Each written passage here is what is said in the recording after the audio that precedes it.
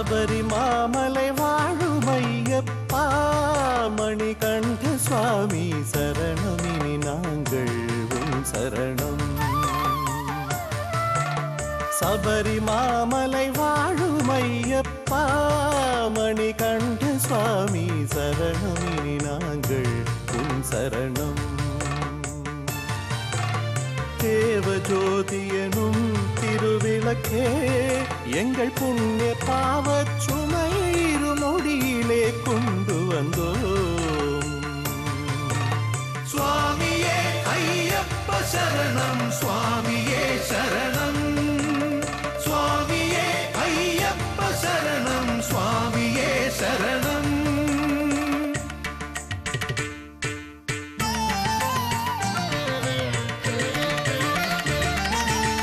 ஹரிஹர சுதனாய் திறந்து பந்தள மன்னன் வளர்க்கும் மணிச்செல்வனாகி கலைகள் பலவும் பயின்று மாபெரும் களரியில் தேர்ச்சி நீ அடைந்தாய். சுவாமியே ஐயப்ப சரணம், சுவாமியே சரணம்.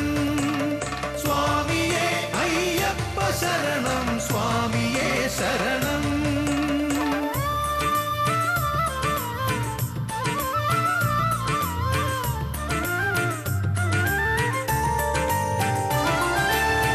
புலிப்பால் கொண்டு வர சென்று காட்டிலே புலியின் மேலே அமர்ந்தே நீ வந்தாய்.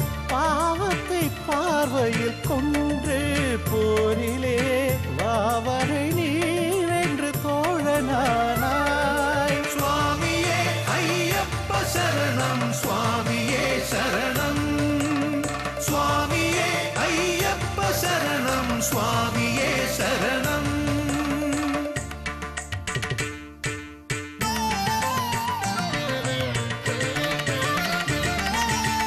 மகிஷியை போரில் வதைத்து மோக்ஷம் அருளி கனிவான அருள் புரிந்து கலியுக வரதனாய் நின்றாய். நாங்களும் கவி பாடி உனை தேடி வந்தோம். சபரிமாமலை வாழுமையப்பா மணிகண்ட சுவாமி சரணமினி நாங்கள் உன் சரணம். தேவஜோதியனும் திருவிளக்கே எங்கள் புண்ணிய பாவச் சுமையை இருமொழியிலே கொண்டு வந்தோம். சுவாமியே ஐயப்ப சரணம், சுவாமியே சரணம். சுவாமியே ஐயப்ப சரணம், சுவாமியே சரணம். சுவாமியே ஐயப்ப சரணம், சுவாமியே சரணம். சுவாமியே ஐயப்ப சரணம், சுவாமியே சரணம்.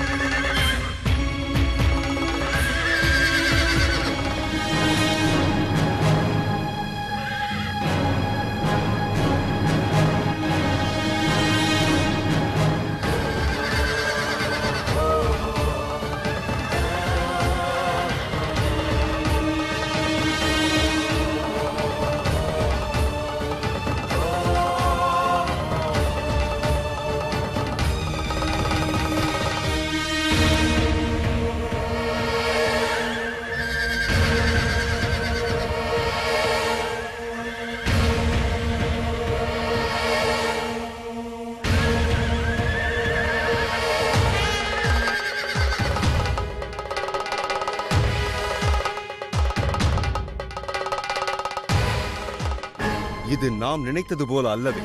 கண்டீர்களா? எதையும் எதிர்கொள்ள தயாராக நிற்கும் அந்த சேனையை. என்னுடைய கணக்கு தவறாகிவிட்டது. மிகப்பெரிய சேனைதான்.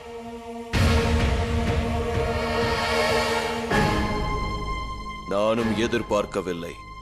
இவ்வளவு பெரிய படைபலத்தை சற்றும் எதிர்பார்க்கவில்லை. என்ன இருந்தாலும் நம் யுத்த தந்திரங்களுக்கு முன் இந்த குறும்படை நிச்சயம் அடிபணியும். சந்தேகமே தேவையில்லை. படைபலம் இருந்து என்ன பிரயோஜனம்? யுத்தம் செய்ய வேண்டாமா?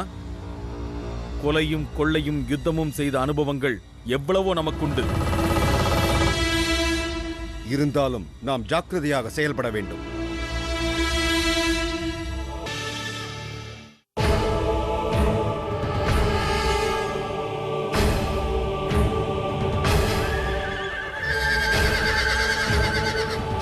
வாவரே, பார்த்தீர்களா உதயனின் கடல் போன்ற படைபலத்தை? ராஜ்யத்தின் மக்கள் தொகையை விட அதிகமாக இருக்கிறது. ஆம் இளவரசே, ஆனால் நம்மையும் நமது சேனையையும் கண்டு அவர்கள் அஞ்சுவது போல் தோன்றுகிறதே. அப்படி எண்ணாதீர்கள். அளவிற்கு மீறிய தன்னம்பிக்கை என்றும் ஆபத்தானது. இறைவனை நினைத்து வெற்றி என்னும் எண்ணத்தோடு யுத்தம் செய்ய புறப்படுவோம். ஆகட்டும்.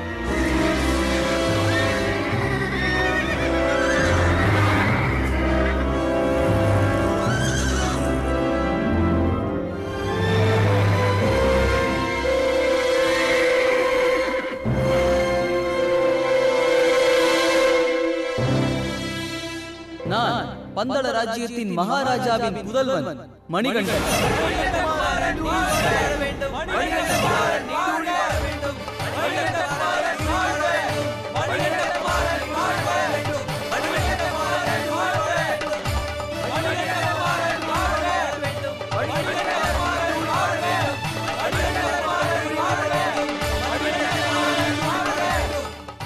நான் தான் உதயன், வீராதி வீரன் என்று அனைவராலும் அழைக்கப்படுகின்ற உதயன்.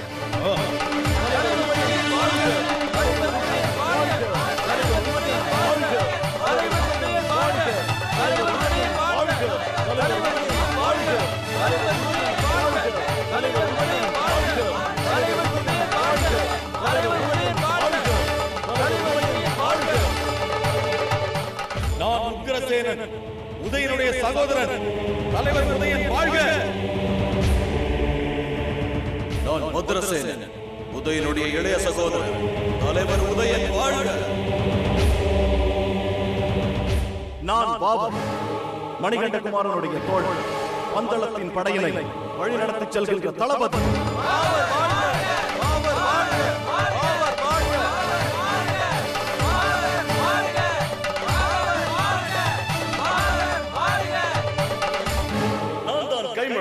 கருமாடி கைமணம், பந்தள தேசத்தில் உள்ள 12 ஊர்களின் தலைவர். கைமணம் வாழ்க! இளவரசர் மணிகண்டன் வாழ்க! பாவர் வாழ்க! கைமணம் வாழ்க! வெற்றி பந்தள தேசத்திற்கு!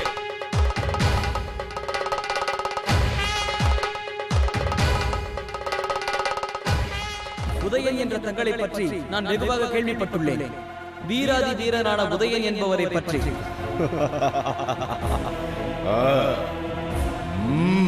நல்லது. பந்தள மகாராஜாவான ராஜசேகர பாண்டியனின் இந்த புண்ணிய பூமியில் இருந்து நீங்களும் உங்களின் படையும் விரைவாக திரும்பிச் செல்வது நல்லது.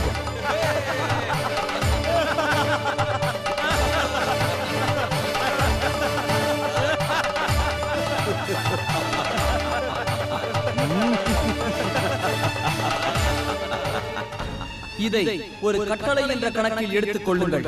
பந்தள அரசனுடைய பிரதிநிதியான இந்த மணிகண்டனின் கட்டளை. தங்களுடைய கட்டளையை இந்த உதயன் நிராகரிக்கின்றார்.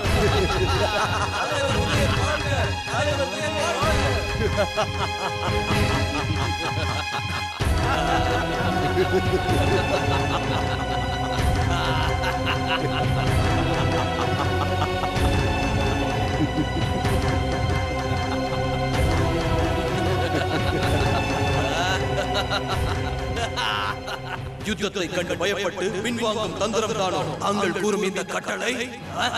அது தங்களுடைய தவறான எண்ணமாகும். மணிகண்டகுமாரன் யார் என்று புரியாமல் தாங்கள் கூறும் வார்த்தைகள் வரம்பை மீறுகிறது.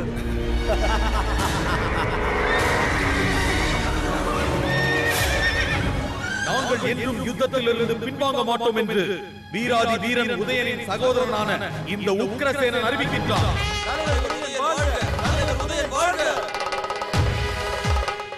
மணிகண்டகுமாரன் நீடூழி வாழ வேண்டும்.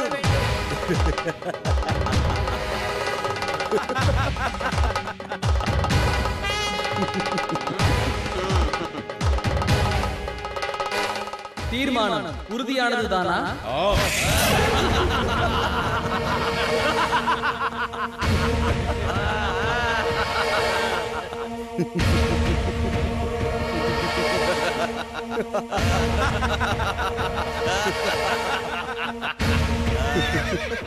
உதயன், இன்னொரு முறை நீ ஆலோசிப்பது நல்லது.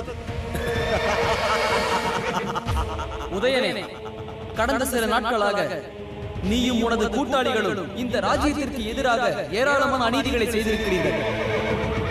கிராமங்களை கொள்ளையடித்தீர்கள், குடிசைகளை தீக்கிரையாக்கினீர்கள், சாதுக்களான பலரை கொண்டு குவித்தீர்கள், நாட்டில் எண்ணற்ற இன்னல்களை உண்டாக்கினீர்கள். அச்செயல்களை எல்லாம் நாங்கள் மன்னித்தோம். ஒரு சத்ருவை கூட மன்னித்து அருள்கின்ற மகத்துவம் நிறைந்த பாரம்பரியம் தான் எங்களுடையது. கொடுக்கப்பட்ட நேரம் முடிந்தது. இனியும் தாமதிக்காமல் திரும்பி சென்று விடுங்கள். திரும்பிச் செல்வதா? இல்லை என்றால்? இல்லை என்றால் நீங்கள் உயிரோடு இவ்விடத்தை விட்டு திரும்பிச் செல்ல இயலாது.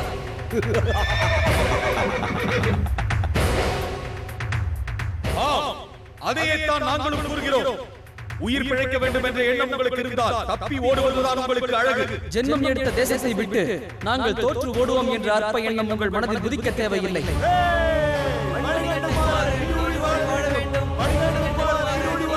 ஸ்திரமான ஒரு இடம், சொந்தமான ஒரு சாம்ராஜ்யம், அந்த இடம் இதுதான். இந்த பந்தள தேசம் தான்.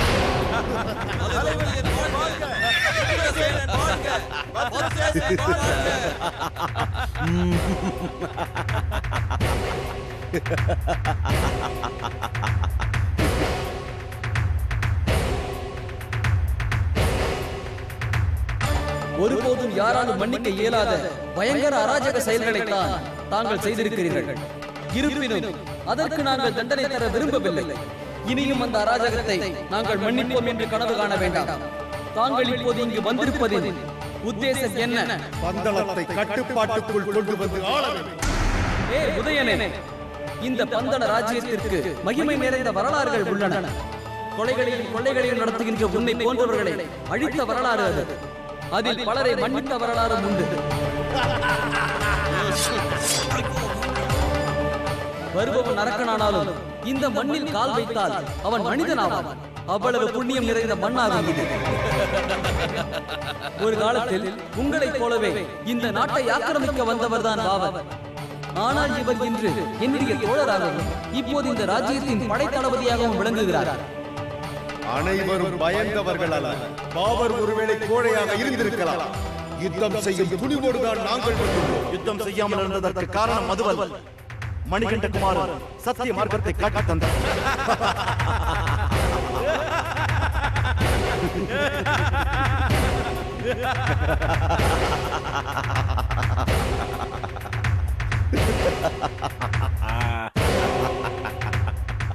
சத்தியத்தை கண்டு கண்களை மூடிக்கொள்வது மூடத்தனமாகும்.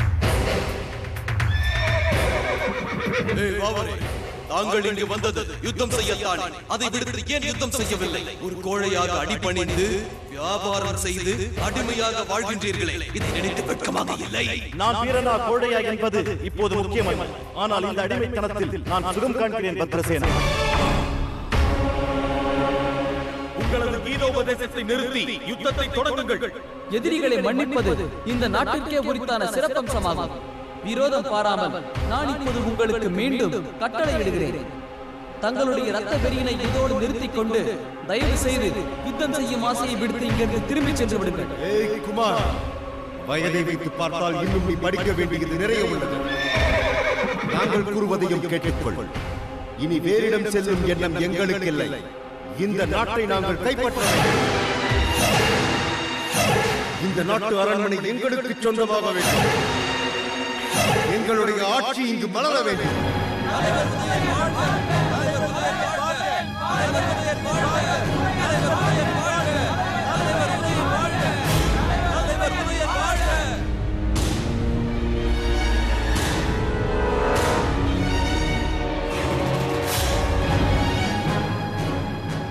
பாவம், தாங்களும் தங்களுடைய சகோதரர்களும் வீணாசையை வளர்த்துக் கொண்டிருக்கிறீர்கள்.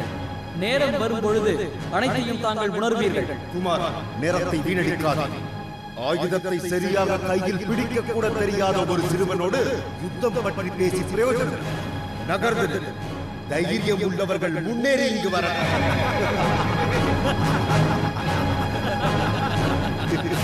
உதயனே, தாங்கள் கூறியது சரிதான். நான் ஆயுதம் எடுக்கப் போவதில்லை. அதற்கு 2 காரணங்கள் உள்ளது. ஒன்று, இந்த யுத்தத்தில் நான் ஆயுதம் எடுக்கப் போவதில்லை என்று என் தாயான பட்டத்து ராணிக்கு நான் செய்து கொடுத்த சத்தியம். நல்லது. மற்றொன்று, என்னுடைய கை கொண்டு வதைக்கப்படக்கூடிய அருகதையோ புண்ணியமோ உங்களுக்கும் உங்கள் சகோதரர்களுக்கும் இல்லை என்ற காரணம். நன்றாக இருக்கிறது. என்னுடைய வாழ்க்கையின் லட்சியம் உங்களை அழிப்பது அல்ல என்று மனதில் கொள்ளுங்கள். கஷ்டம். வீணாசையை வளர்த்துக் கொள்வது நீதான். என்னென்னவோ பேசுகிறார். இன்னும் நீ வளரவில்லை. நான் உறுதியாக கூறுகிறேன், உள்ளவர்கள் முன்னேறி வரட்டும். பந்தளத்தை கைப்பற்றாது, இந்த ராஜ்யத்தின் அரியணையில் அமராது இந்த உதயன் இங்கிருந்து செல்ல மாட்டான்.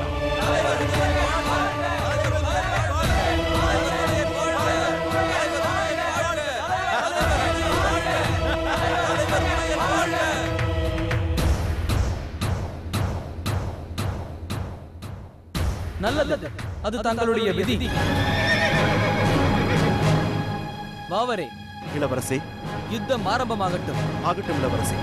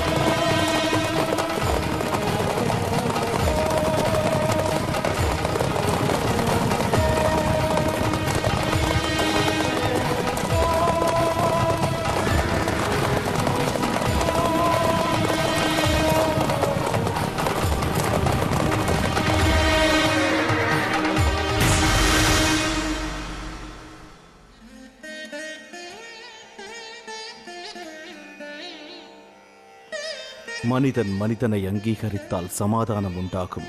மனிதன் மனிதனுக்கு துரோகம் செய்தால் யுத்தம் மூளும்.